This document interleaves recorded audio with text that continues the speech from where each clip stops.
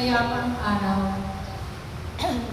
sa inyong mga hinirang na muli kayo ay narito sa harapan ng Diyos upang siya ay inyong papurihan, sambahin at balhatin. Nais kong magbigayan kayo ng kapayapaan sa bawat isa.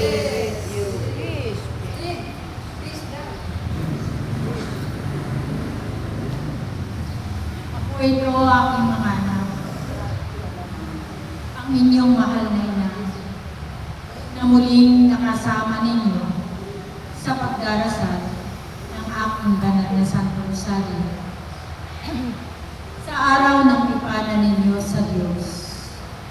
Patuloy na ako'y narito, nakatunghay sa bawat isa sa inyo. Patid ko ang bawat isa na narito. May kanya-kanya kayong pinagdadaanan sa inyong mga buhay. Ngunit kayo'y narito upang kayo'y makasunod sa kalooban ng Diyos. Palagi ninyong tandaan na aking mga anak, sa inyong pagsunod sa kalooban ng Diyos, tunay na kayo ay kanyang pagpapalain. Hindi niya kayo iiwan magpakailanman. Kaya patuloy kayong lumapit sa Kanya at hindi niya kayo pababayaan. Kaya aking mga anak na narito, naway palagi ninyong tahakin ang matuwid na landas upang hindi kayo maligaw ng inyong pananampalataya.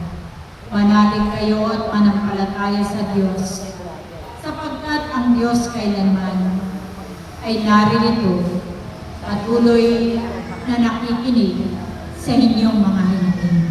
Kaya tandaan ninyo, aking mga anak, manalangin kayong mabuti.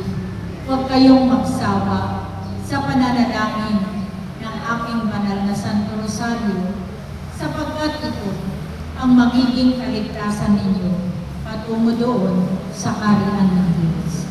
Manalig kayo at manampalataya na may Diyos kailanman ay hindi niya kayo iniiwan magpakailanman. Madapaman kayo ng makailang ulit sa inyong mga buhay. Ang Diyos kailanman ay hindi niya kayo iiwan magpakailanman.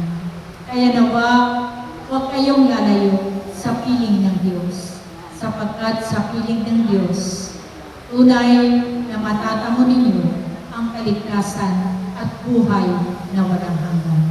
Kaya maglingkod lang kayo sa Diyos na tumawag sa inyong lahat. Siya'y buhay na naghihintay sa araw ng inyong tipanan sa Kanya. Kaya aking mga anak, manalangin, manalangin, manalangin. Ipanalangin ninyo ang mundong ito. Ipanalangin ninyo ang masalimuot na mundong ito. Ipanalangin ninyo ang paguluhan sa mundong ito. Ipanalangin ninyo ang makasalanang mundong ito, sapagkat kayo'y hinirang ng Diyos upang kayo ay manalangin. Ipanalangin ninyo ang mga tao, hindi lang ang buhay, kundi ang mga patay.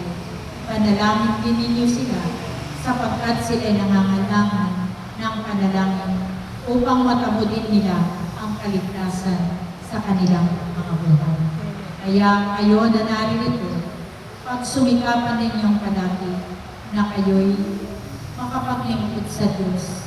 Huwag kayong hihinto sa inyong paglilingkod, sapagkat ang Diyos kailanman ay hindi niya kayo nililimot magpakailanman. Salamat sa inyong lahat. Praise you.